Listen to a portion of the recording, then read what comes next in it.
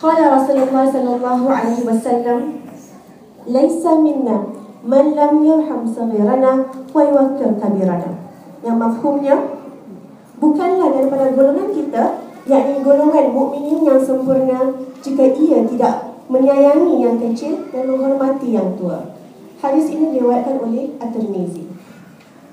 Hadirin hadirat sekalian, junjungan besar kita Nabi Muhammad sallallahu alaihi wasallam merupakan seorang insan yang paling sempurna akhlaknya, yang paling indah sifatnya, yang paling mulia akhlaknya, seringatan baginda digelar sebagai Al-Quran yang berjalan.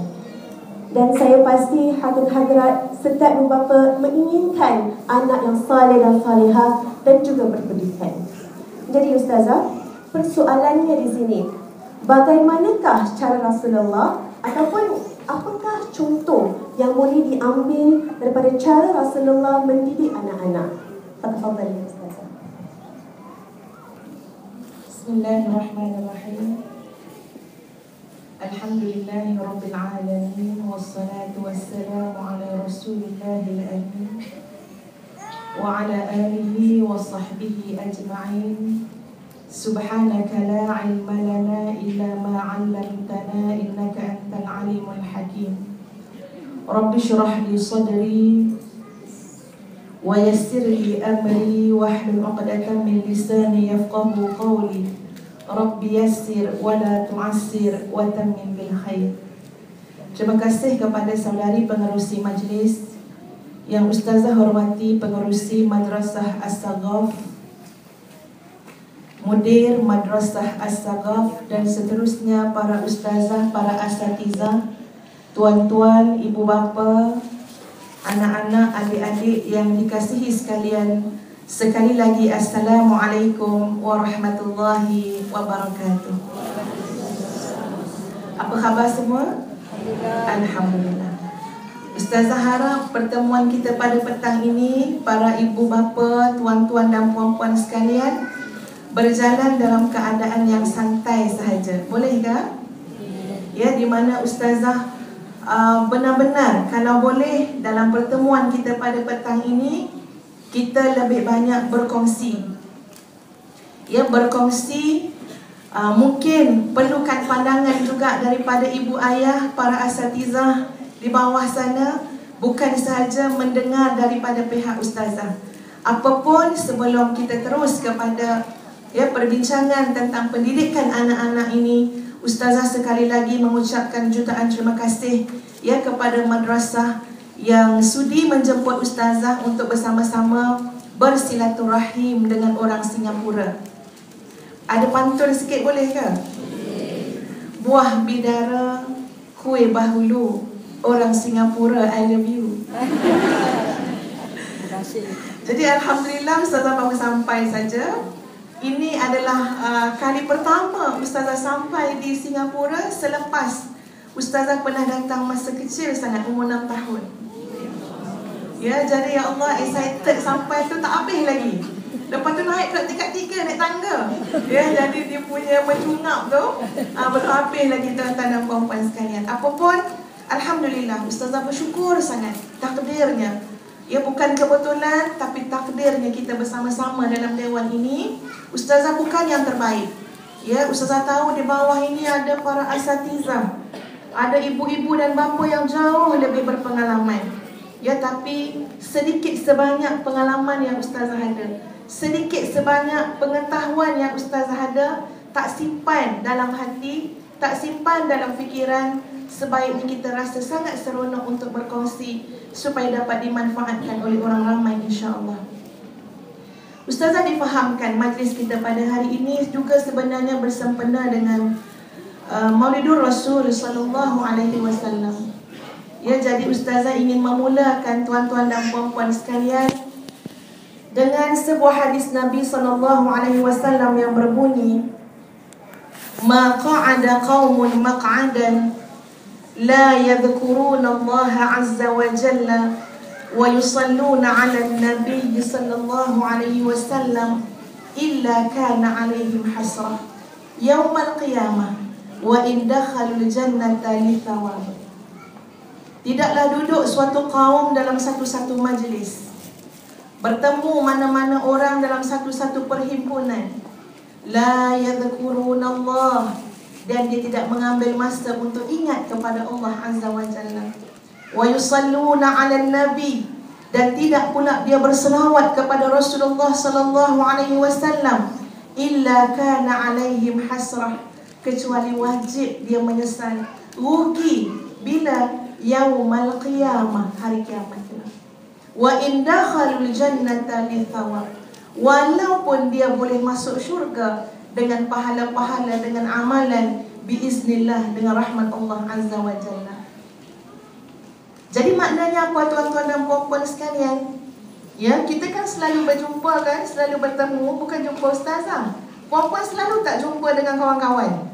Selalu. Ustazah tak tahu ya, kalau dekat Singapura ni orang perempuan suka tak buat parti. Macam mana muslimin? Ya, muslimat suka tak buat parti? Suka kan? Parti Tapui ada tak kat Singapura? Ada. Parti Avon ada? Ada. Ya. Jadi kalau berjumpa adalah satu penyesalan dan kerugian kalau tidak selawat kepada Rasulullah sallallahu alaihi wasallam. Satu kerugian kalau tidak ingat dengan Allah Azza wa Jalla. Jadi, apa yang ustazah nak sampaikan tuan-tuan dan puan-puan sekalian, ustazah berharap kalau sekiranya belum begitu berlaku di sini, kalau dah berlaku, alhamdulillah. Ya, alhamdulillah. Ustazah berharap tuan-tuan dan puan-puan muslimin dan muslimat menjadi ejen kepada apa yang ustazah akan sebut sebentar lagi. Ya, iaitu tuan-tuan dan puan-puan sekalian, kalau kita tengok budaya orang Arab, ada orang Arab tak kat sini? Ini madrasah as-saqaf ni, ya. Ada orang Arab tak kat sini? Boleh angkat tangan tak keturunan Arab ni? Oh, tak ada yang ada yang angkat tangan. 2 orang je. Ya ke ramai lagi, tapi malu ustazah. Ya, sebab hidung dah tak bancung, ya. Baik. Ustazah nak memuji satu budaya dalam masyarakat Arab. Tak kira asalkan dia Muslim, nak kata orang Arab tu sama ada yang soleh apatah lagi. Ya, An-Nas, manusia ni selama mana namanya manusia, tak kira bangsa apa, sama. Ada yang baik, ada yang kurang baik. Ustazah perhatikan orang Arab yang kurang baik pun lekat budaya ini pada mereka. Agak-agak budaya apa ya tuan-tuan dan puan-puan sekalian? Mereka sangat mudah ingat kepada Rasulullah sallallahu alaihi wasallam dan sangat mudah memperingatkan orang lain untuk ingat pada Nabi. Bagaimana mereka selalu cakap? Kalau kita pergi Mekah buat umrah, buat haji, kita akan dengar orang Arab cakap, ya hajjah, sallu ala Nabi. Pernah dengar? Kalau lelaki, ya hajj, sallu ala Nabi. Padahal mereka baru nak bergaduh kat tengah jalan, bawa teksi dan sebagainya. Kadang-kadang berebut nak beli aiskrim. Bukan budak-budak yang beli aiskrim kat Mekah Yang beli aiskrim kat Mekah orang tua-tua. Berebut-rebut. Terpaksalah yang jual aiskrim kata, ya hajjah, sallu ala Nabi. Maknanya apa? Wahai hajjah, selawat pada Nabi sallallahu alaihi wasallam. Tapi ustazah jarang dengar sesama orang Melayu, ataupun mungkin kat tempat ustazah lah. Ya, ustazah bersangka baik di Singapura. Ustazah dah jadi budaya dah ustazah. Ustazah bersangka baik. Tapi kalau di tempat ustazah jarang dengar ada orang tolong ingatkan kita, sallu ala Nabi, selawat kepada Nabi. Tuan-tuan, agak-agaknya boleh tak satu perubahan besar dalam kehidupan kita, kita bawa balik dalam rumah tangga kita. Bawa balik dalam rumah tangga.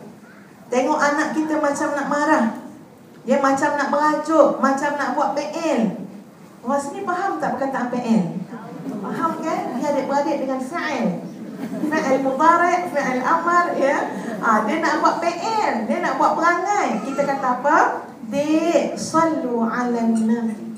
Allahumma salli ala Muhammad wa ala ali Muhammad. Suami kita bawa kereta, dia ikut belakang kereta depan perlahan sangat. Bila masuk kanan tak bagi signal. Suami kita nak marah, kita nak cakap apa tuan-tuan? boleh habis lah orang yang pandai. Ya. Sallu ala Nabi. Cakap suami. Ustazah secara peribadi, kalaulah masa ustazah nak marah, tiba-tiba suami kita kata sallu ala Nabi, kita rasa bersyukur tak? Bersyukur.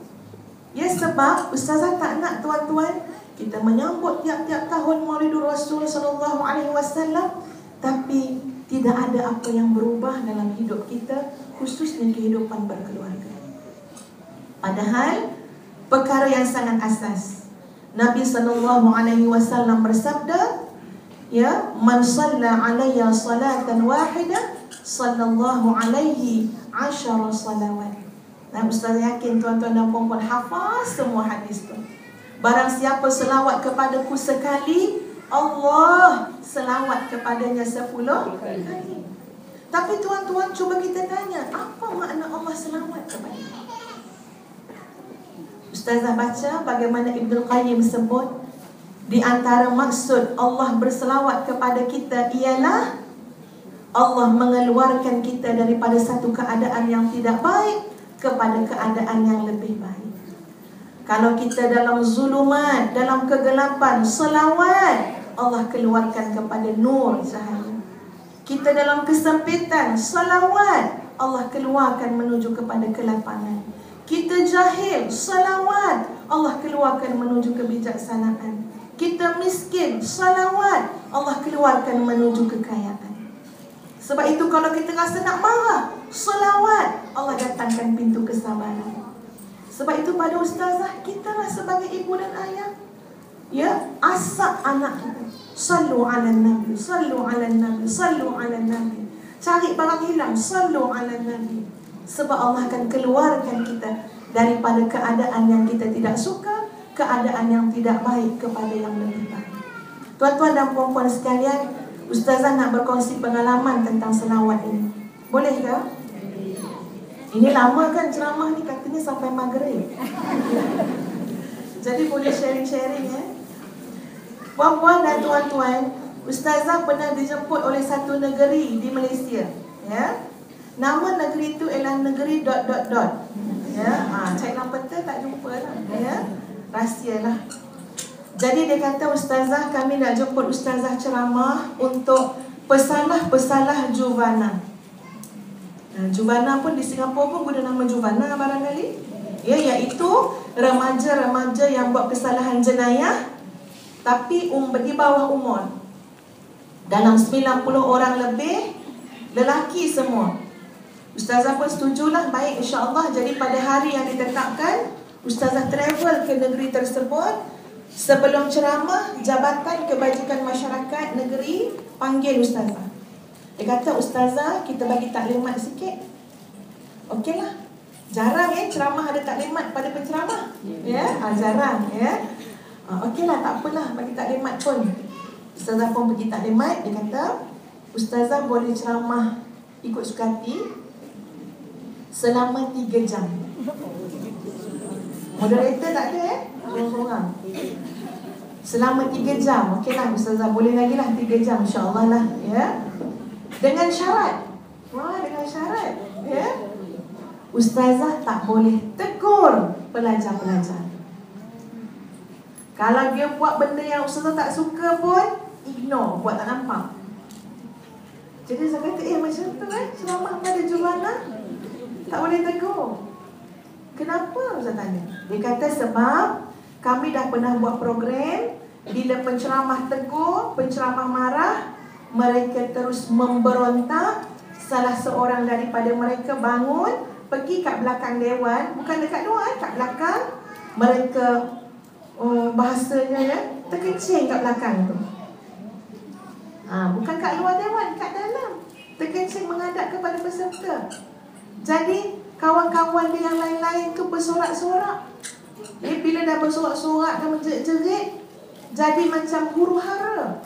Terpaksa program dibatalkan. Ustazah bila dengar tu, tuan-tuan, rasa menyesal terima undangan. Betul cakap, ya Allah, macam tu ke? Ya. Sebab tu tak bayang kalau tak kencing masa kat depan ni kan. Semua lelaki. Ya Allah. Tapi tak apalah, dah sampai. Ya Allah ya Tuhan, betul-betulkan niat balik semua ya Allah. Masuk dalam dewan, tengok penuh dewan dengan laki-laki, walaupun anak remaja tapi besar-besar. Ya, ustazah pun masuk, duduk kat depan. Pengurusi pun jemput, dia kata dah sampai dah Ustazah Nur Hafizah Musa yang akan memberikan ceramah beliau. Jadi turunlah layar skrin putih tu, keluarlah tajuk ustazah. Dia kata ustazah akan berceramah dengan tajuk Dari Lubuk Hati Ibu. Apa kata orang belakang ustazah? Dengan kuat dia kata, nak suruh menangis lah tu. Cuba tuan-tuan bayang kalau tuan-tuan dah penceramahnya, kita belum ceramah lagi, baru nak duduk ya. Orang belakang dah kata, nak suruh menangis lah tu. Dia kata, ustazah lemah lutut tuan-tuan. Dia rasa nak lari balik. Tapi tadi ustazah tak lupa nak perkenalkan, ustazah ni orang Negeri Sembilan. Ya, jadi bahasa tu kadang-kadang bunyi Negeri Sembilan, ya. Berumah tangga dengan seorang jejaka dari Kota Baru, Kelantan. Ya. Okey, jumpanya di Jordan masa belajar di peringkat PE. Jadi ustazah pun bila dia dah cakap macam tu, nak suruh menangis lah tu. Ustazah memang rasa psycho, ya, di-psychokan oleh peserta. Memang nak suruh menangis pun, tapi dia dah tahu pula kan, ya. Itu yang jadi lemah lutut. Bila penceramah, pengerusi panggil, silakan ustazah. Ustazah memang rasa gelap sikit masa itu. Ya Allah ya Tuhanku, 3 jam aku nak ceramah dekat peserta yang telah psychokan aku, ya Allah. Masa tu tuan-tuan, dalam hati ni, ya Allah, tolong ya Allah, tolong beri kekuatan, tolong beri pencerahan, tolong ya Allah. Dan saat itulah ustazah teringat kata-kata Ibn Al-Qayyim. Apa makna salawat? Salawat ialah kamu mengeluarkan daripada keadaan yang tidak baik. Allah keluarkan daripada keadaan yang tidak baik kepada keadaan yang lebih baik. Ustazah pun mulakan ceramah. Assalamualaikum. Senyap, tak ada orang zaman. Ya, memang 3 jam tu, ya. Apa khabar anak-anak semua? Dia pandang ustazah bulat-bulat. Ya, memang ketakutan, ya. Dia kata tak pernah lagi jemput ustazah-ustazah, biasa jemput ustaz-ustaz je. Ustazah pun kata, tak apalah anak-anak, boleh tak kita selawat pada Nabi sebagai permulaan ceramah ustazah? Ustazah selawat 5 minit, tak ada orang respon pun. Kalau ada pun seorang dua buka mulut. Bila ustazah lihat macam tu tuan-tuan dan puan-puan, ustazah pun mulalah mengangkat suara. Tadi tak Limat kata jangan tegur, dia tak kata jangan marah, dia tak kata jangan angkat suara. Ustazah angkat suara macam ni.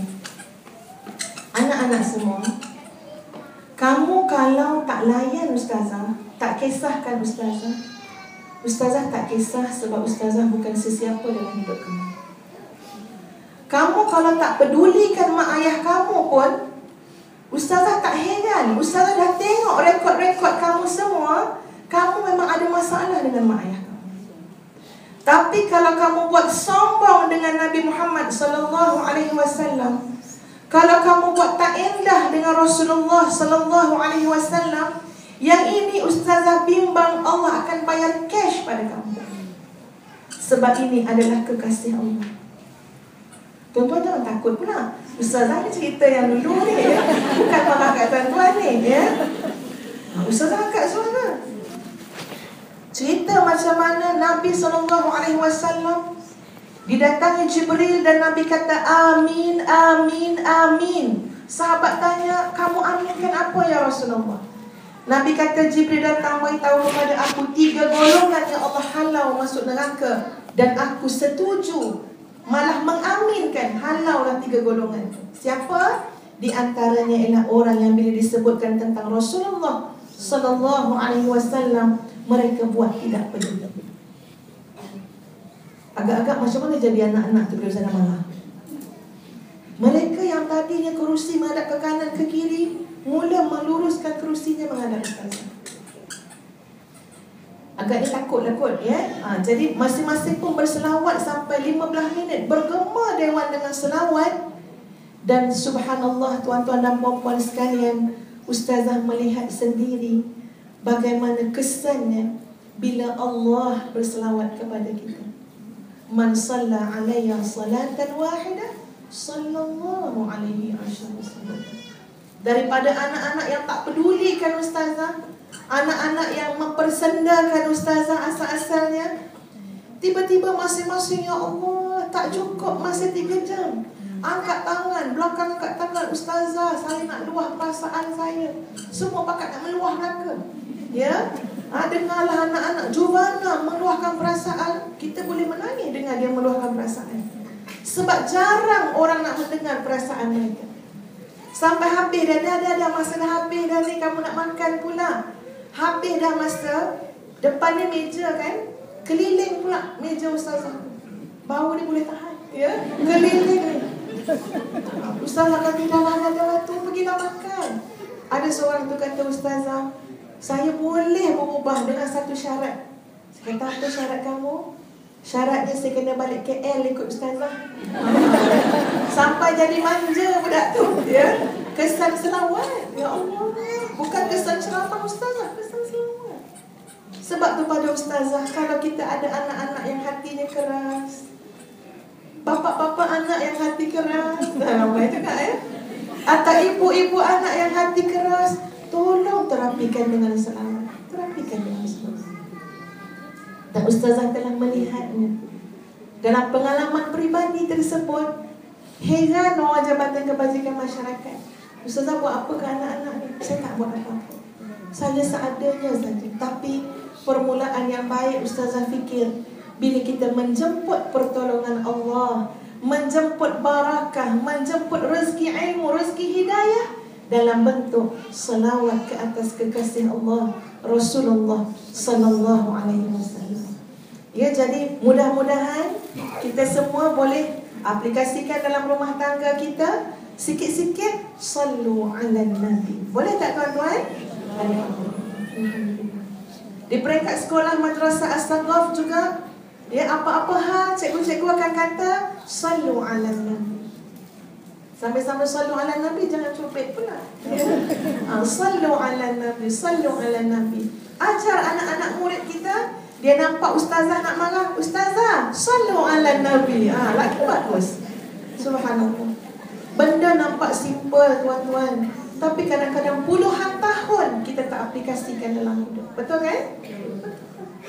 Dan ustazah percaya anak-anak didik madrasah As-Saghaf, ya, ibu bapa mereka merupakan umat Muhammad sallallahu alaihi wasallam yang sangat banyak berselawat ingat dengan Nabi sallallahu alaihi wasallam. Dan ustazah mencadangkan, ya, barangkali cadangan ustazah ni orang kata cadangan yang lapuk berbanding dengan amalan tuan-tuan dan puan-puan sendiri. Tapi ustazah tak tahu bagaimana amalan tuan-tuan dan puan-puan. Ustazah sekadar mencadangkan, kalau tuan-tuan dan puan-puan dah buat lebih baik daripada itu, alhamdulillah. Ustazah mencadangkan, biar kita istiqamah, ya, setiap hari kita minimalkan dan kita latih anak-anak kita yang kecil-kecil ni. Ni macam adik-adik kat depan ustazah ni, ya. Kita latih anak-anak kita minimal satu hari berselawat kepada Rasulullah sallallahu alaihi wasallam sebanyak, agak-agak nak banyak mana? Hello. Agak-agak nak banyak mana tuan-tuan? 3 kali. Minimal. Dia nak setuju ni, kira mesyuarat PIBG lah ni, ya. Nak setuju minimal selawat kita pada Rasulullah sallallahu alaihi wasallam. Berapa? 3 kali. Muslimin senyum daripada lagi. Ya. Okey, ustazah cadangkan 1000. Ada yang wah banyak ni ustazah. Tuan-tuan tak banyak. Kalau kira banyak. Kalau kena kira banyak. Tapi ada kaedah yang ustazah permudahkan, insya-Allah kita akan dapat minimal 1000 kali sehari. Nama kaedahnya ialah package selawat 15 minit. Ya. Tuan-tuan dan puan-puan, kalau kita berselawat kepada Rasulullah sallallahu alaihi wasallam dengan lafaz Allahumma salli ala sayyidina Muhammad wa ala alihi wa sahbihi wa sallim. Kita selawat dengan lafaz yang seperti itu tanpa berhenti. Tarik nafas boleh lah, ya. Tapi tak ada berborak ke, tak ada buat tengok TV tengah-tengah, tak ada. Terus selama 15 minit, bererti kita sudah dapat selawat pada angka 300 ke 330 kali. Tak perlu kira. Duduk lepas solat kan, tengok jam tu. Oh, maknanya kita akan selawat sampai 4.5. Selawat Allahumma salli ala Muhammad wa ala ali Muhammad. Allahumma salli ala Muhammad wa ala ali Muhammad. Allahumma salli ala Muhammad wa ala ali Muhammad. 15 minit, insya-Allah 300 ke 330. Maknanya berapa kali package 15 minit? Kalau nak sampai 1000, 3 kali je. Tuan-tuan, 15 minit tak lama. 3 kali je package dalam sehari. Sambil-sambil bawa anak, nak hantar anak sekolah dalam kereta, 15 minit. Sambil-sambil nak tidur malam, 15 minit. Lepas solat subuh, 15 minit. Tak campur yang puan-puan baca dekat beras, Allahumma salli ala Muhammad. Sebab suami nak kahwin lain, Allahumma salli. Ya, ataupun hembuskan dekat tilam, katil, bantal, macam-macam orang perempuan ni kan. Tak campur yang tu. 15 minit, 15 minit, 15 minit. Alhamdulillah, minimal 1000 kali. 1000 kali kita ingat Nabi SAW. 10,000 kali Allah ingat. 10,000 kali Allah memindahkan kita daripada yang tak baik kepada baik, kepada lebih baik. Daripada yang jahil kepada ilmu, kepada alim, kepada amil. Macam-macam Tuhan mengingat. Berkat apa? Berkat selawat kepada Rasulullah SAW. Ustazah harap dipraktiskan. Anak-anak kita nak pergi sekolah, salam kita dulu kan? Masa dia salam, kita tanya, dah selawat belum hari ni dia? Ya, Ustazah pernah sebut dalam Radio IKIM. Puan-puan pernah dengar Radio IKIM? Dapat di Singapura, Alhamdulillah. Bagi anak-anak sekolah rendah, kita mulakan dengan 11 kali. Kalau lebih, Alhamdulillah. Tapi banyak tak istiqamah, tak ada makna. Lebih baik sikit, tapi istiqamah.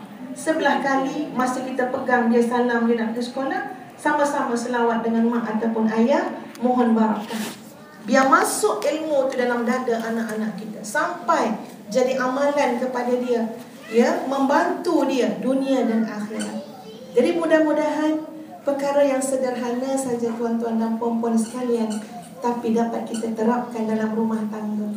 Cuba bayangkan barakah yang Allah akan beri kepada rumah tangga yang suami, isteri, anak-anak, ibu, ayah, dan sebagainya saling bersahutan. Sallu ala Nabi, sallu ala Nabi, sallu ala Nabi.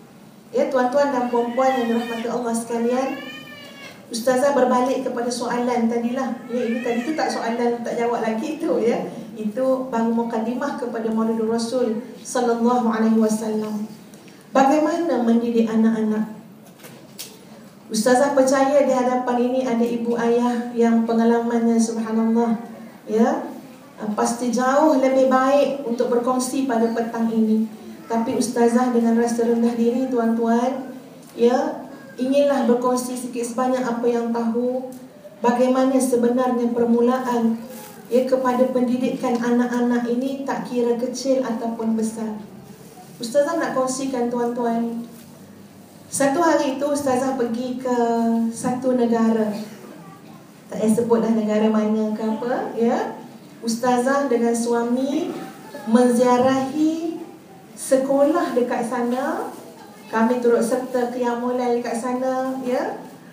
Kami turut serta dengan ceramah dekat sana. Dan ada seorang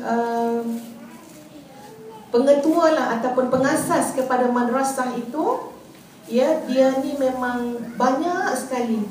Tapi kalau tak sebut nama pun tak sedap juga kan, ya. Bukan benda tak baik, benda baik. Ustazah ke Bandung melihat pesantren Darut Tauhid di Bandung. Dia punya pengasasnya namanya ialah Kiai Haji Abdullah Jimnastiar ataupun namanya Agim. Tuan-tuan kalau Google boleh dapat dengar banyak tausiah-tausiah daripada beliau. Ustazah bukan nak memuji tak bertempat, ya, tapi ustazah pergi dekat sana sebagai seorang ibu kepada 8 orang cahaya mata. Ustazah rasa separuh daripada fikiran ustazah berfikir tentang anak-anak. Setuju tak? Berfikir tentang anak-anak. Ada je hal anak-anak. Kecil cara kecil, besar cara besar, remaja cara remaja. Ada. Nak kahwin besok lain pula. Ada saja. Jadi ustazah pergi sana, berkenalan, bersilaturahim dengan para asatizah di sana. Antara yang mereka beritahu kepada ustazah ialah, dia kata, anak Tuan Guru ni, dia kata, salah seorang, anaknya ramai, tak salah 11 orang ke 12 orang, ya. Salah seorangnya umur sekitar 10 tahun, lelaki, alhamdulillah baru lepas menyempurnakan hafazan Quran 30 juzuk dalam tempoh lebih kurang 8 bulan. Dan hafazannya mantap, ustazah. Itu cikgu dia yang cakap, bukan ayah dia yang cakap, cikgu dia cakap. Ustazah masa dengar tu, ya Allah, sebab anak ustazah juga ada yang sekolah tahfiz. Tapi selalu ayah dia cakap, nak duduk sekolah ni sampai bila? Sampai berjanggut ke? Dia kata, sebab dah lama dah 2 tahun. Di pujuk tu semua hafaz Quran. Dia kata alhamdulillah anaknya 8 bulan 30 juzuk. Adapun salah seorang daripada anak perempuannya, ya, umur lebih kurang tingkatan 5, 17 tahun, 18 tahun. Mak ayah dia nak menghargai anak ni sebab dah hafaz Quran, perempuan. Mak ayah dia nak hadiahkan dia handphone. Karena dekat Singapura, handphone apa yang paling popular sekali? Ke tak pakai handphone? Ya, kalau di Malaysia tu Samsung. Ya, Samsung Galaxy tu ramai betul orang pakai. Jadi mak ayah dia nak hadiahkan pada anak handphone yang mahal-mahal lah sikit. Apa anak dia jawab? Sebelum kita tahu jawapan anak Tuan Guru tu, cuba kita bayang jawapan anak kita dulu.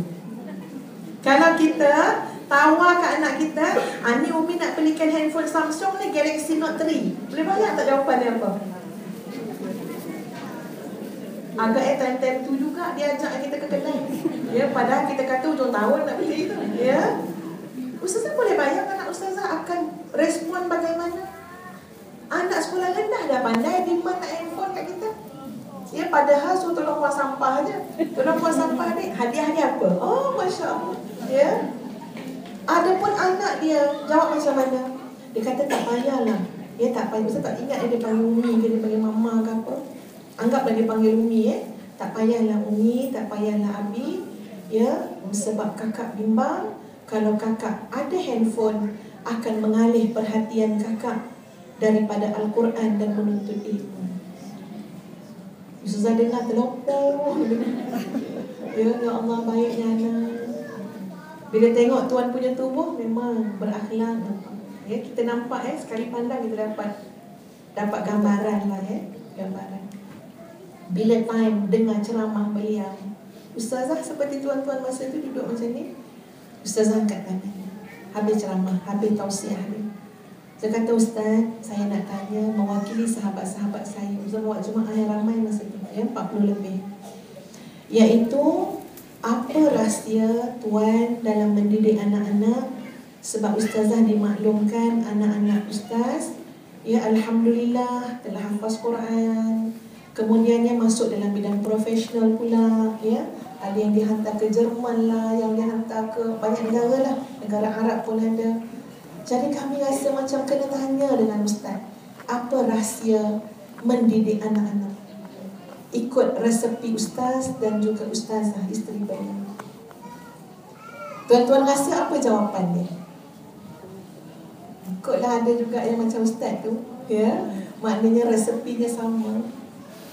Ustazah sangat teruja lah nak mendengar jawapannya.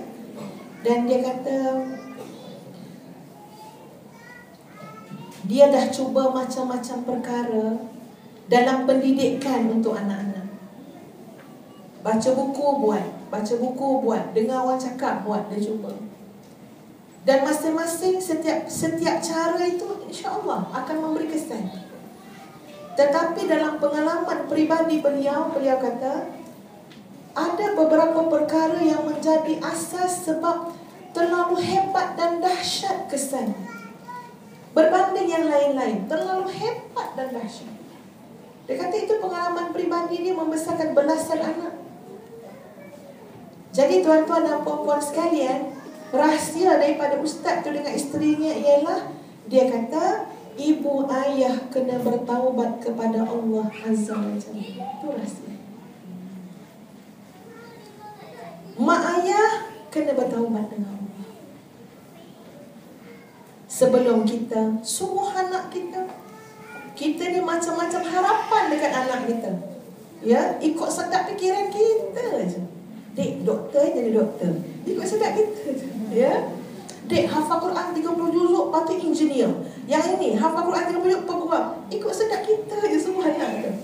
Mak ayah kita pun tak suruh kita macam tu kan. Jadi kata tuan guru tu, saya tak jumpa benda yang sangat besar untuk memudahkan pendidikan didik anak-anak kecuali mak ayah kena menyerah diri kepada Allah Azza wa Jalla. Mak ayah kena intim dengan Allah Azza wa Jalla. Mak ayah kena bebas daripada dosa dengan jalan taubat kepada Allah. Tak ustazah fikir tuan-tuan dan puan-puan, semasa mendengar tu ustazah rasa ya Allah ini pengalaman peribadi beliau. Kenapa kita tak boleh ikut dan kita lihat kesannya dalam hidup kita? Sebab memang betul, berapa banyak kesilapan dan kelemahan kita sebagai ibu dan ayah kepada anak-anak yang Allah anugerahkan. Betul kan tuan-tuan?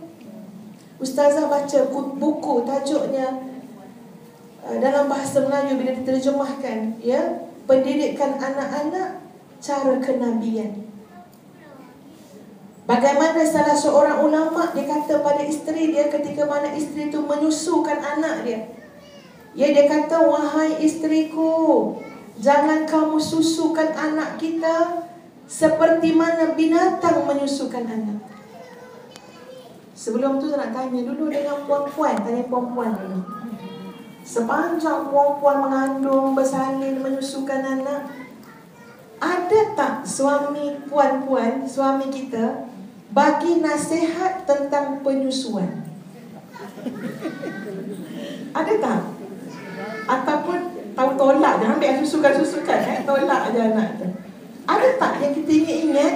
Adalah suami kita bagi tahu jihad, bagi nasihat, bagi panduan tentang penyusuan anak.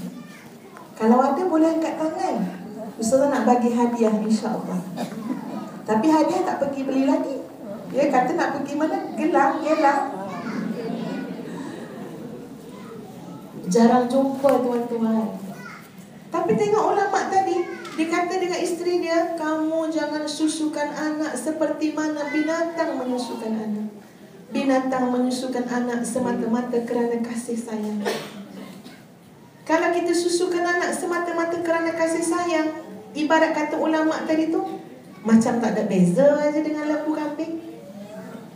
Sebaliknya dia kata, susukan anak ini dalam keadaan kamu sentiasa zikrullah.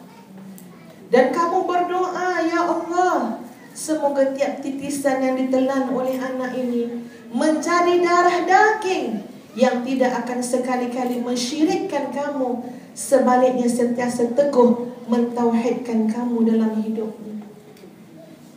Cuba bayang kita bagi anak susu zikrullah. Doa, ya Allah, masuk susu ni dalam tubuh badan anak-anakku, jadikan darah dagingnya orang-orang yang berjiwa tauhid, ya Allah.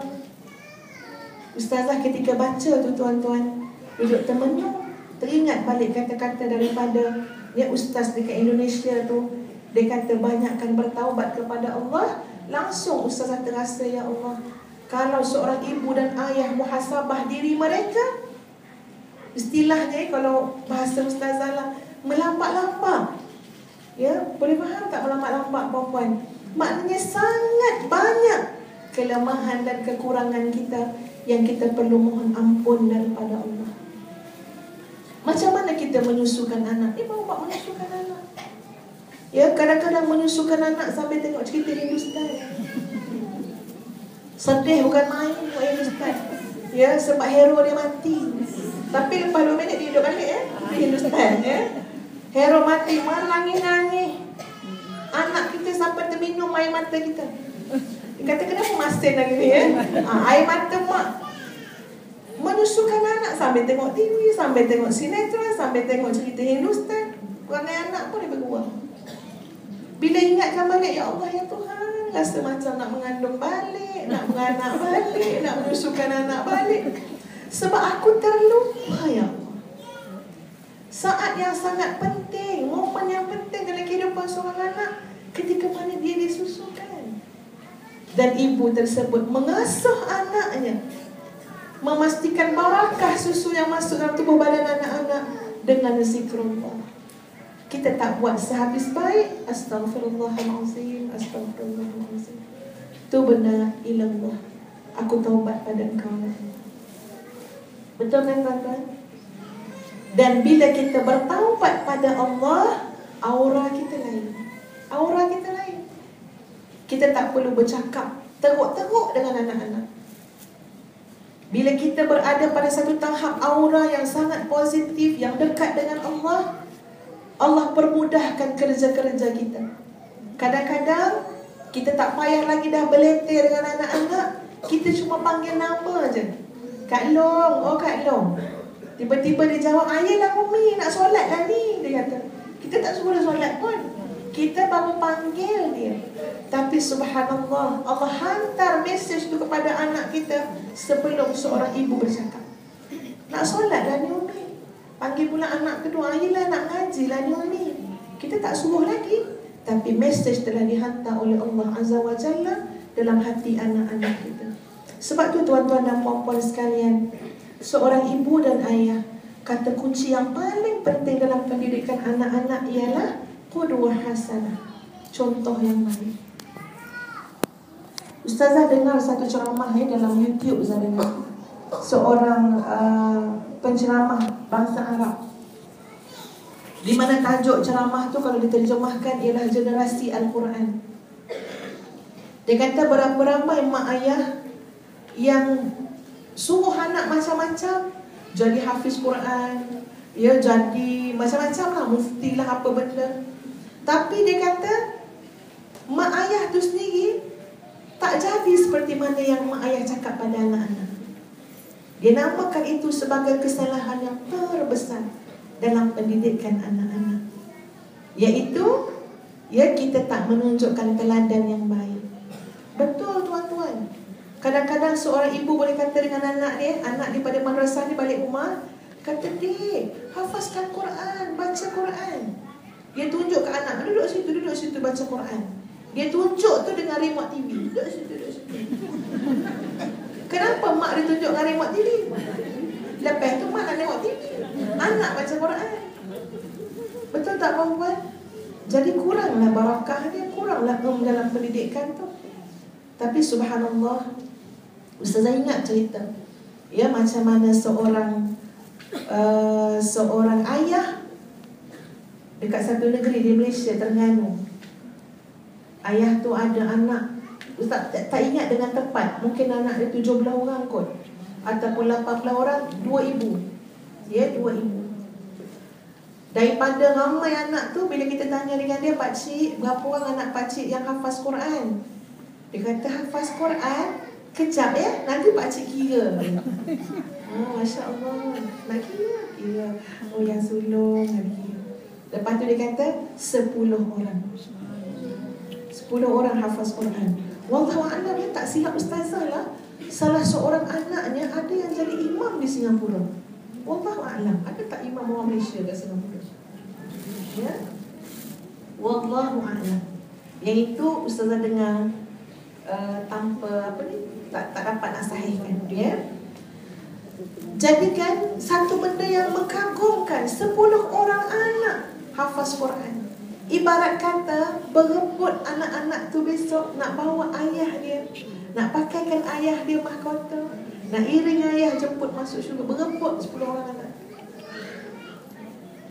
kita komen dalam Facebook, bagusnya lah pakcik ni, yang anak dia 10 orang. Ada orang komen balik, tweet balik yang apa yang kita tulis tu. Dia kata apa?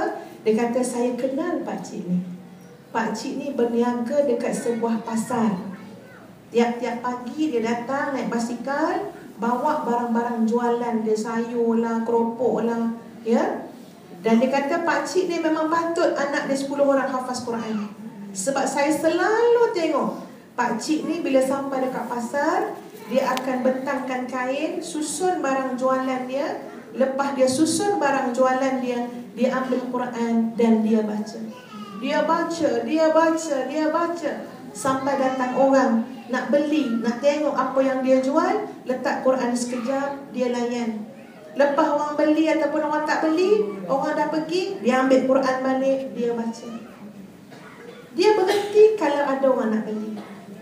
Ya, apa yang dia buat, baca Quran, baca Quran, baca Quran. Sampai kan orang tu kata, kalau pakcik tu ada 10 orang anak hafaz Quran, saya tidak rasa hairan.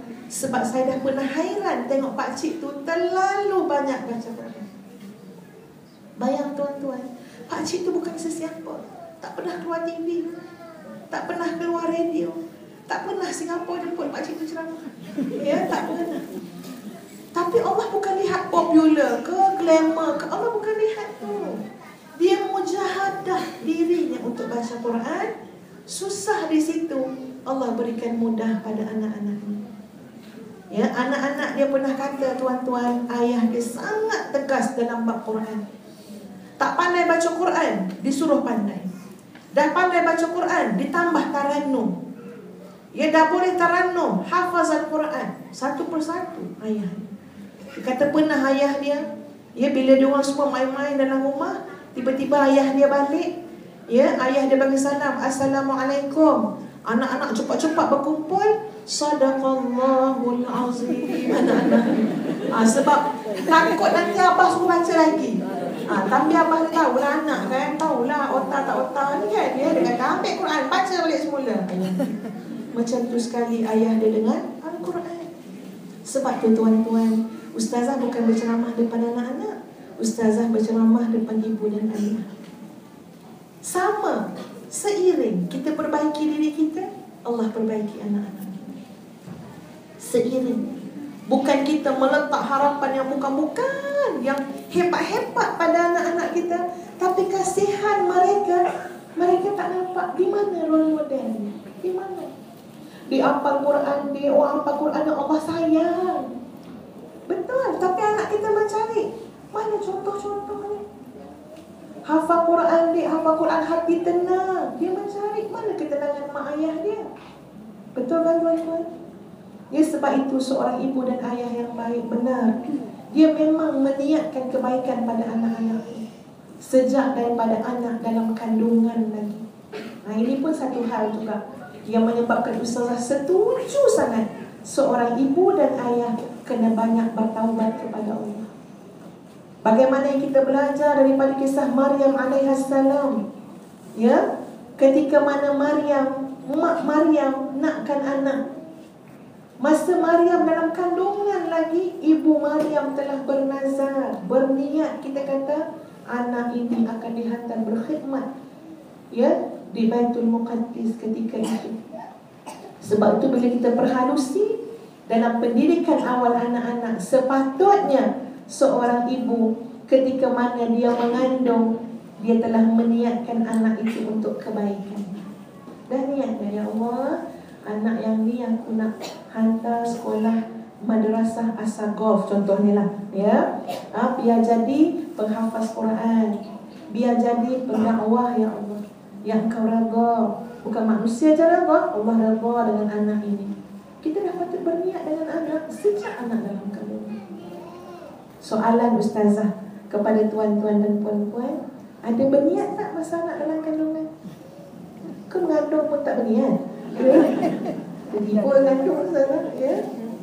Betul. Ya, kalau kita fikir-fikir, ya Allah, kita asyik melayan apa? Melayan alahan, betul kan? Alahan, melayan hormon, ya. Sekejap nak makan pula, sekejap nak makan ni. Bukannya berniat. Ya, betul banget.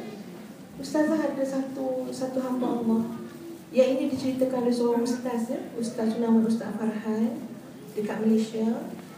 Dia kata, kalau tak silap ustaz tu ada dalam majlis tu, ya. Seorang ayah peniaga pasar malam, masa isteri dia mengandung anak yang bawah-bawah lah, ya. Dia memang kata dengan isteri dia, anak yang seorang ni kita hantar jadi hafiz Quran. Jadi bila anak tu dah masuk darjah 2, dihantar ke sekolah tahfiz.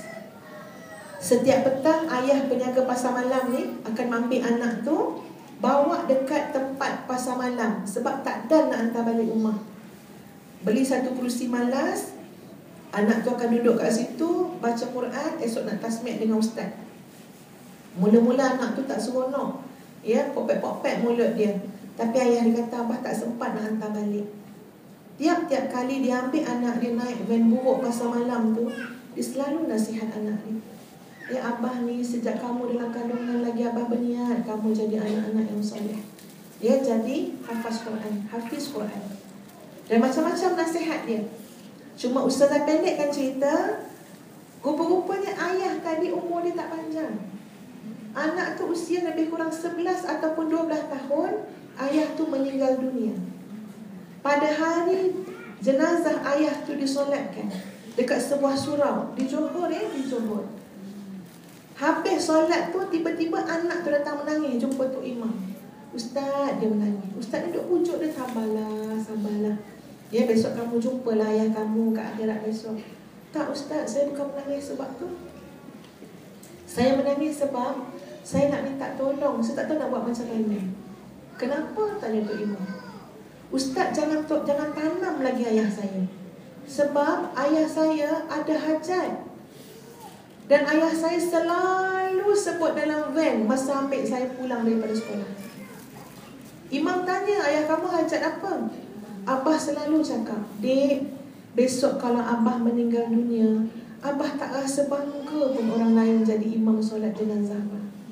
Tapi abah sangat bangga, adik anak bongsu abah, darah daging abah jadi imam solat jenazah abah. Ayah tu masa bercakap, dia pun tak tahu nak mati bila. Ya, dia ingat lagi 20 tahun dekat. Jadi anak ni kata, macam mana ustaz?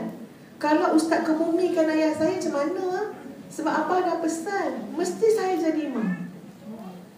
Imam kata, tak apa, tak ada masalah, kita boleh solat kali kedua. Panggil jemaah, naik balik. Solat kali ini, anaknya yang umur 11 tahun akan jadi imam. Kata Ustaz Farhan, bila kami dengar lantunan suara anak tu, Allahu Akbar, Allahu Akbar, tak sangka dia kata kami orang lelaki ni menitik-nitik, hibur. Budak kecil kat depan. Banding dekat luar sana ada anak umur 40 tahun, 50 tahun, tapi tak jadi imam solat jenazah ayah mereka. Ini anak diniatkan pada kebaikan, alhamdulillah diberikan kebaikan oleh Allah. Ustaz kembalikan kepada moderator. Terima kasih Ustazah atas penerangan sebentar tadi. Kalau boleh saya simpulkan untuk para waris di sini, yang pertama, kita haruslah mendidik dan melatih anak kita sedari kecil lagi untuk berselawat. Bila rasa dia nak marah, dia nak memberontak, kita kata sallu ala nabi, berselawatlah anakku. Dan yang kedua, ibu bapa haruslah muhasabah diri, jadikan diri sebagai satu contoh yang terbaik kepada anak. Jika kita sebagai bapa berikan contoh yang terbaik, anak insya-Allah akan ikut. Baik, hadirin hadirat sekalian, berbalik kepada topik kita hari ini mengenai pendidikan awal anak. Ini saya tunjukkan pepatah Melayu. Sayang isteri ditinggal-tinggalkan, sayang anak ditangan-tangankan. Ustazah, ini dah menjadi kebiasaan masyarakat Melayu ni. Jika anak buat salah je, nak mukul. Jika anak degil je, nak mukul. Jadi persoalannya Ustazah, apakah had yang dibenarkan oleh Islam dalam peranan memukul dalam tarbiyah anak-anak ini? Silakan Ustazah. Baik, terima kasih daripada saudari pengerusi. Tuan-puan masih ada anak kecil? Masih ada anak kecil Kalau tak anak pun cucu pun tak apa. Ya, sebab kita nak berbincang tentang hukuman terhadap anak-anak. Ya, terutamanya merotan. Termasuk kepada muallimah, ya, muallimin semua. Macam mana sebenarnya merotan dalam Islam? Tuan-tuan dan puan-puan sekalian, dalam bab rotan yang disebut oleh hadis Nabi SAW, ialah ketika mana anak meninggalkan solat. Ya, pada usia berapa tahun? 10 tahun. Kita tengok dalam bab lain, dalam bab pendidikan anak-anak untuk kesalahan-kesalahan yang lain, tak ada pun dinyatakan secara yang jelas sangat. Tapi dalam bab meninggalkan solat, yang itu keharusan untuk dirotan itu berlaku. Tapi dengan syarat anak itu telah diajar, dilatih sebaiknya. Kalau anak tak pernah diajar, anak tak pernah dihantar sekolah-sekolah yang mengajar mereka solat, ya, anak tak pernah dilatih dan dibiasakan, tahu-tahu umur 10 tahun kita nak sebat dia, salah mak ayah. Sebab prosedur sebatan pukulan tu setelah kita mengajar, kita mendidik, kita membiasakan. Adapun nak rotan dalam Islam, tuan-tuan, banyak syarat ni. Dan ustazah sungguh terpesona melihat keharusan Islam, ya, dalam memberi ruang. Mak ayah boleh rotan, tapi ada syarat-syarat. Cantik sungguh syarat, ya, yang digambarkan, yang disusun oleh agama Allah ini. Yang pertama sekali apa dia? Kita merotan pada usia anak yang boleh kita rotan. Yang kedua, kita rotan anak kita bukan dalam keadaan kita marah. Macam mana bukan dalam keadaan marah yang bersangatan. Biasa kita rotan, keadaan kita macam mana tuan-tuan? Marah. Ada mak-mak yang rotan anak dia, rotan. Lepas habis rotan, bila dia sedar sikit, dia kata, tengok balik dek, mana yang merah tadi. Pergi ambil minyak gaman. Betul kan? Ambil minyak sapu. Itulah lain kali dia nakal-nakal Padahal nanti menyesal rotan anak dia. Sebab itu dalam Islam, jangan rotan masa marah. Umar Abdul Aziz pernah dibawa seseorang yang memang sepatutnya dirotan, tapi dia kata, tak apalah, kamu pergi dulu. Kemudian tangguh. Kawan-kawan dia tanya, sahabat-sahabat dia tanya, kenapa wahai khalifah kamu tak rotan dia, kamu tak hukum dia? Sebab aku sekarang sedang marah kepadanya. Aku tak boleh jatuh hukuman dalam keadaan aku sangat marah. Jadi cuba bayangkan tuan-tuan, bertepatan tak selama ini ketika mana kita rotan anak kita, kita marah tak? Marah sangat kadang-kadang. Tapi kalau tuan-tuan dan puan-puan, guru-guru boleh bezakan, saya merotan ini dalam keadaan saya bukan marah. Kita boleh berfikir dengan waras. Tapi rotan ini litta'dib, la litta'zib, adalah untuk mendidik dia, bukan untuk mengazab dia. Lalu Islam bahaskan macam mana bentuk rotan. Ya, rotan tak boleh bercabang-cabang. Jadi maknanya pokok-pokok tak boleh jadi rotan ni, dahan-dahan, ranting-ranting semua ada pang pun tak boleh. Sebab rotan tak boleh bercabang-cabang. Ya, rotan tu kena satu benda yang satu, yang halus. Malah dalam Islam, dalam pendidikan anak-anak, ada keharusan supaya rotan digantung di rumah. Gantung je. Tuan-tuan ada gantung rotan di rumah? Kalau tahu tak ada gantung, sama awak rotan banyak. Dia boleh jual rotan. Ya? Harus gantung rotan di rumah, biar anak-anak nampak. Bukan harus merotan saja, gantung dulu. Dan bila kita merotan, mesti pastikan bukan di tempat yang memudaratkan dan memalukan anak. Mudarat kepala, muka, mudarat. Tak boleh malukan anak. Nampak ni birat-birat ni, dia lebam-lebam, dia rotan mak ayah, memalukan anak. Tak boleh. Dan subhanallah, apabila anak itu berkata Allah, Allah, ketika mana kita rotan dia, mesti berhenti rotan serta-merta. Anak kata Allah, sakit, Allah, berhenti. Anak dah sebut nama Allah. Ada orang tanya, ustazah, habis tu kalau budak-budak tu dah tahu, ustazah, dia dah tahu kita punya skill, dia ada teknik dia, dia kata, kita baru nak rotan, dia dah Allah, dia kata kan dia. Agak-agak macam mana jawapan dia, perempuan? Kita kena ikut kaedah tadi. Tak kira anak kita tu betul ke tak betul ke, dah tahu ke tak tahu, bila dia sebut Allah, okey, mak tak jadi hutan. Lama-lama anak kita akan belajar membesarkan Allah. Mungkin mula-mula dia main-main kan, tapi lama kelamaan dia akan tahu, ya Allah, aku ni sepatutnya dah di rotan banyak kali, tapi engkaulah yang menyelamatkan aku daripada di rotan, ya Allah. Satu hari besok perkataan Allah itu memberi kesan dalam kehidupan ini. Jadi alhamdulillah kalau ibu ayah yang demikian, yang waras, yang rasional, merotan juga ikut kaedah Islam, mendidik ikut kaedah Islam, Ustazah percaya insya-Allah Allah permudahkan ya kerja kita dalam mendidik anak-anak, dan insya-Allah itulah anak-anak akan menjadi aset kita dunia dan akhirat. Ya Ustazah memang cakap pasal anak-anak ni memang teringat anak-anak sendirilah. Ingat anak Ustazah yang sulung tingkatan 3 Ma'had Muhammadi Kota Baru Kelantan. Ya perempuan, ada yang tahfiz, yang kedua tahfiz, yang ketiga tahfiz, sekolah berlainan semua. Ya diorang tak nak sekolah yang sama. Dia malu, dia kata macam tangga nanti. Kak Long, Kak Nang, malah anak Lomi dia kata lain-lain lah sekolah. Zanda sekolah lain. Problem dia PABG tak dapat nak pergi sebab lain-lain sekolah. Banyak PABG kena attend. Ya. Jadi tuan-tuan dan perempuan, memang bercakap pasal anak, ya Allah ya Tuhan, kita kena sentiasa mengkaji. Dan pada Ustazah, pengalaman orang yang lebih tua itulah di antara benda yang mahal.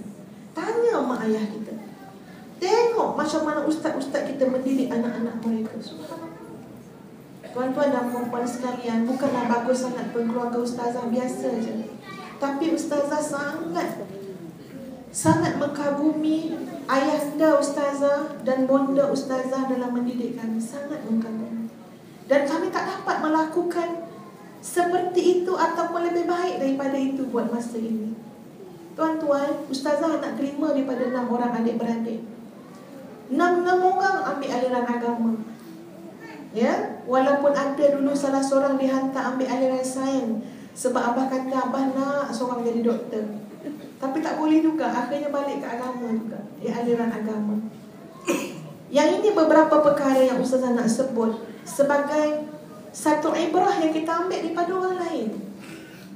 Yang pertama, Ustazah sangat merasakan betapa payahnya nak berhibur masa kecil. Payah sangat. Cuba bandingkan anak-anak kita sekarang. Senang kan nak berhibur kan? Entah-entah kan, ya Allah, berhibur je kerja dia. Tengok TV, main game. Masa kita kecil dulu, payah sangat. Rumah Ustazah ketika itu antara rumah yang awal ada televisyen. Tapi 3 kali ulang-alik pergi kedai Cina kat Bahau. Sebab bila abah duduk je, abah kata, apa besar sangat TV ni? Pergi tukar balik kat Bahau. Padahal TV tu kecil dah. Dia berapa inci je, tapi kata, tukar. Adalah TV kecil, hitam putih. Ya, bila nak buka je, abah kat tengok dulu, ni apa ni, orang menyanyi, tutup. Habis tu bang, nyanyi tak boleh, berlakon tak boleh, nak tengok apa? Berita, dia cakap. Boleh berita je boleh. Lepas tu kawan-kawan cerita pasal Hindustan. Masa tu zaman cerita Bobby. Dia tak tahulah sampai tak Bobby ke Singapura. Dia punya heroin dia Hema Malini, Reha. Siapa lagi zaman-zaman kita kecil dulu, betul kan? Bila kawan-kawan cerita, kita melompong sebab tak tengok macam nak sambut cerita tu. Bila ayah pergi masjid, Ustazah akan buka cerita Hindustan. Tengah-tengah, ya, tengah-tengah climax cerita Hindustan tu apa balik? Frans. Masa tutup. Ya. Lama kelamaan rasa seksa nak tengok TV dalam rumah ni. Kalau buka, abah kata perlahankan. Dah perlahan apa? Perlahan bukan pakai remote kena ke depan. Kan tak ada remote masa tu. Perlahan lagi. Dah perlahan abah, perlahan lagi. Perlahan lagi. Sudahnya Ustazah tak terdengar apa dia cakap. Tak apalah abah, tutuplah, tak dengar. Dulu kan komen dia kerja. Ayah dengan abah ni no, TV tak boleh, Rustan tak boleh, nyanyi tak boleh, habis tu berita je boleh. Ya. Tapi hari ini Ustazah duduk depan abah kata, "Abah, terima kasih atas didikan abah-abah. Terima kasih." Sebab bila terlalu berhibur, hati keras. Hati keras. Sebab tu dulu-dulu senang masuk. Ustazah puji tuan-tuan, ustaz dulu, orang-orang dulu belajar ambil bidang bahasa Arab jauh lebih baik kualiti daripada kita pergi Jordan, pergi Mesir. Minta maaf cakap, kadang-kadang. Betul, kadang-kadang ustaz tu belajar kat mana? Keluar sekolah Arab kat Johor, tapi dia punya mutamakin dengan bahasa Arab jauh lebih baik daripada yang balik Mesir. Hati terang, mantiknya, balagha. Saya pernah tanya kawan-kawan ayah ustazah, ustaz belajar mana ustaz? Keluar Johor sekolah Arab. Dahsyat ustaz. Ini kita orang belajar kat universiti master ni, kat Mesir. Belajar kat peluang ni. Ya, kita pergi ambil duit pergi sampai negara orang. Lepas tu ingat. Ya Allah, ustazah kadang-kadang tak ingat. Banyak benda-benda kawaid dalam bahasa Arab tu kita akan terlupa. Terutama balaghah dengan mantik. Telefon apa? Tanya balik. Dan dia ingat mutamakin dalam benda yang belajar. Sebab apa? Tak banyak benda merosakkan atau mengeraskan hati.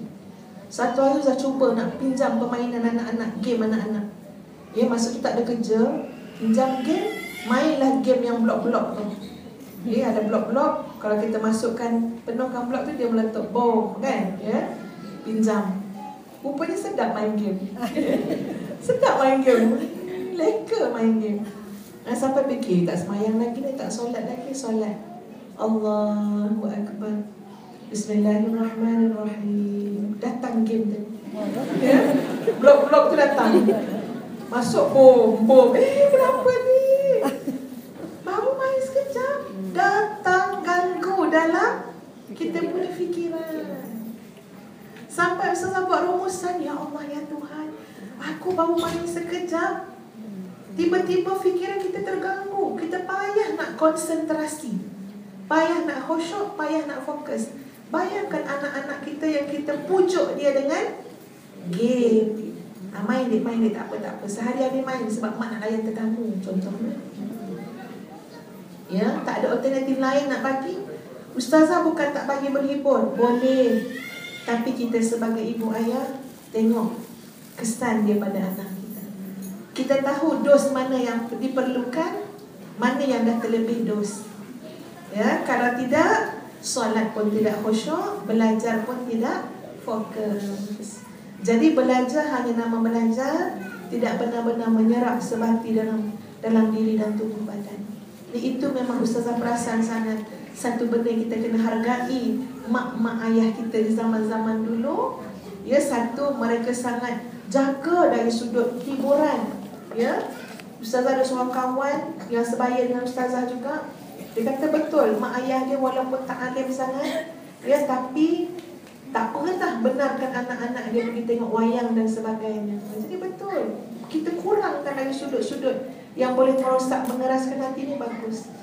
Dan lagi satu yang kita boleh belajar daripada orang dulu ialah dia punya seriusnya dia, ya, supaya anak-anak ni intim dengan Quran. Itu memang mak Ustazah mengajar Quran tak kira masa. Balik sekolah, lepas makan, dia panggil, dek, baca Quran.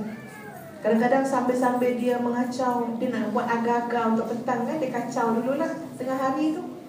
Dia kata kan mak nak buat kuih, tak apa, mak mengajar dengan telinga, buat kuih dengan tangan. Terpaksa bawa Quran kat mak. Silap-silap apa yang ada kat tangan mak, itulah yang akan kena kat badan kita. Dia senduk ke, sayur ke, apa ke. Dulu memang komplain, mak ni dahsyat lah. Tapi hari ni, terima kasih mak. Apa yang mak buat pada kami semua, itulah yang terbaik. Ustazah kembalikan kepada moderator. Wallahualam. Terima kasih Ustazah. Jadi apa yang saya boleh simpulkan di sini, ini Islam membenarkan merutan dalam tarbiyah, tetapi ianya bersyarat, tuan-tuan hadirin Allah sekalian. Yang pertama, syaratnya bukan dalam keadaan marah. Kita mesti merutan anak tu dalam keadaan kita tenang, keadaan waras, dan kita boleh berfikir. Dan kita merutan anak biarlah umur yang berpatutan. Maknanya jika dia meninggalkan salat pada umur yang 10 tahun, kita boleh merutannya. Tapi kalau dia nak main game 24 jam sehari tu nak merutan, itu tidak digunakan oleh Islam. Dan yang ketiga, ianya bukanlah di tempat yang memudaratkan anak, contohnya di muka ataupun di wajah anak yang orang boleh nampak, yang mana ia boleh memalukan anak itu sendiri. Dan yang terakhir, kita harus berhenti merontan bila anak tu menyebut nama Allah SWT. Jadi apabila kita dah mendidik anak daripada kecil dengan selawat, dengan zikrullah, insya-Allah anak akan menjadi orang yang saleh. Dan kini kami ada lagi 20 minit lagi, dan saya membuka peluang kepada hadirin untuk bertanyakan soalan kepada berbahagia Ustazah.